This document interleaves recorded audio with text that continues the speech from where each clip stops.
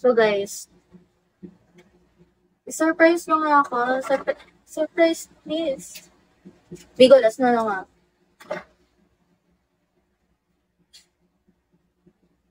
So yun.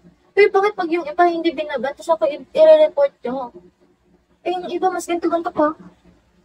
Ganyan-ganyan pa. Guys, nanonood din ako no. Hindi lang lalaki nanonood din live ng babae. Ako din.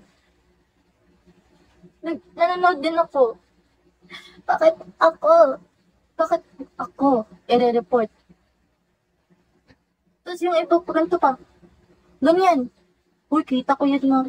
Kita ko yun ha. Paganta. Gusto ko din yun no. Nakita ko din yun. Ayusin mo buhay mo, Bigo. Para ako lang yung mo ah.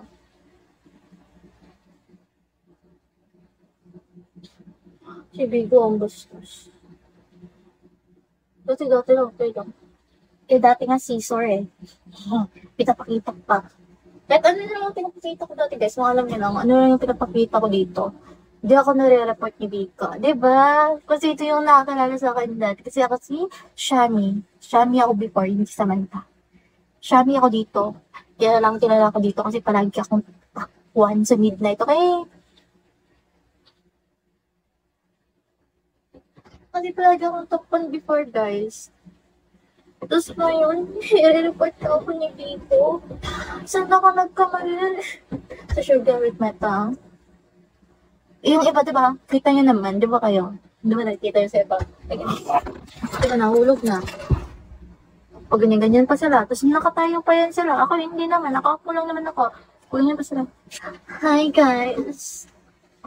Pag ganyan-ganyan pa yan sila. Ganyan pa yan. Pag ako problema, ayusin nyo ha. Huwag na ako report. Like mo sure. Ganyan. So, ayun. Ito lang guys.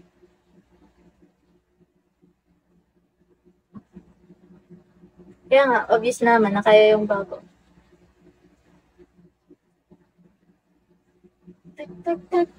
Okay. Di ko alam ano yung pinagawa ng iba dito. Kasi nanood ako ng live ng ibang babae. Ibang babae, hindi lalaki. Kasi, wala namang excitement sa mga lalaki. Kasi ganito lang. Eh, ay, di pa pala ako magpa-share. Pero maputi yung kilikili ko. Yun lang. Yung lalaki nakikita ko ganyan. Eh, di ko naman gusto. Kuya na lang pala. Kuya na